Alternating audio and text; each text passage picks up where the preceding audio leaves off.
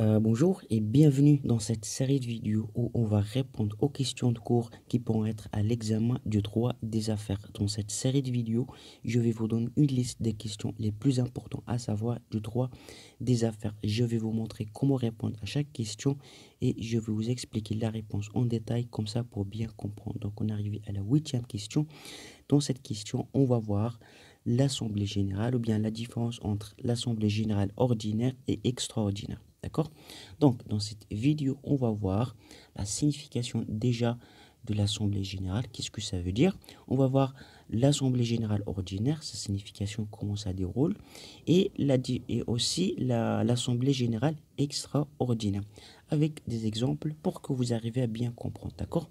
Donc, premièrement, qu'est-ce que ça veut dire assemblée générale? Donc, tout simplement, une assemblée générale est une réunion périodique, obligatoire ou bien un rassemblement des membres du conseil d'une société. D'accord? L'objectif est de prendre des décisions concernant le fonctionnement de la société, comme l'examination des comptes de l'année précédente, prendre des décisions concernant le conseil d'administration ou la gérance. C'est aussi l'Assemblée générale qui décide la répartition des bénéfices éventuels. Donc, qu'est-ce que ça veut dire Assemblée générale? C'est une réunion périodique qui est parfois obligatoire des actionnaires, des associés de la société pour valider, approuver la situation actuelle de la société et prendre des décisions liées au fonctionnement de cette société. D'accord? Il faut aussi faire la différence entre l'Assemblée générale ordinaire et l'Assemblée générale extraordinaire.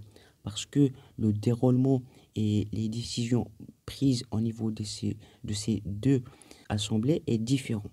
C'est ce qu'on va voir par la suite. Donc, premièrement, on va commencer avec l'Assemblée générale ordinaire. Donc, l'Assemblée générale ordinaire est une assemblée qui est obligatoire, qui se tient une fois par an au mois. Au mois, une fois par an, c'est obligatoire. Ça se déroule dans les 6 mois qui suivent la clôture de l'exercice. Sauf en cas de prolongement judiciaire du délai. On peut la prolonger, d'accord? L'objet de l'Assemblée générale ordinaire est d'informer les associés sur la situation de la société et valider les comptes de l'exercice, d'accord? Et prendre des actes de gestion ordinaire de la société. Autrement dit, l'Assemblée générale ordinaire, on peut prendre toutes les décisions, sauf des décisions qui nécessitent ou bien qui se portent sur la modification des statuts. Parmi les décisions qu'on peut prendre dans l'Assemblée générale, premièrement, c'est l'approbation des comptes annuels, l'affectation du résultat, distribution des dividendes, la nomination des membres du conseil d'administration ou bien les renouveler, la délégation du pouvoir, désignation du commissaire au compte. Donc, c'est des décisions ordinaires de la société. Et la convocation de l'Assemblée se fait 15 jours avant. On convoque les actionnaires, bien les associés 15 jours avant. Et aussi, ce qu'il faut savoir, ces décisions, pour les prendre, il faut le vote. Il faut que les actionnaires soient d'accord. Comment on fait? C'est le vote. Tout simplement, premièrement, on prend en considération les parts sociales détenues par ces actionnaires. Par exemple, une actionnaire qui a, par exemple, 30% des actions, son vote est beaucoup plus important parce qu'il a un pourcentage qui est plus important. Ça, c'est une première. Mais si dans un premier tour, disons, la majorité n'est pas atteinte, on passe à une deuxième tour. Voilà, dans la deuxième tour, tout simplement, on prend en considération les voix ou bien le vote des personnes qui sont présentes. Et aussi toute modalité de, voilà, comment on va voter le pourcentage et tout est déterminé dans les statuts. D'accord? Donc, deuxième type d'assemblée, c'est l'assemblée générale extraordinaire. C'est une assemblée qui n'est pas obligatoire, mais il est très important car il permet aux actionnaires de prendre des décisions qui sont très importantes, qui portent sur la modification des statuts. Donc, l'assemblée générale extraordinaire se déroule à la demande des associés, bien les actionnaires de la société. Parmi les décisions qu'on prend, modification du capital, soit l'augmentation ou bien diminution, changement d'objet social, transfert du siège, dissolution de la société, cession des parts sociales. Donc, c'est des décisions qui sont très importantes qui se portent sur la modification des statuts.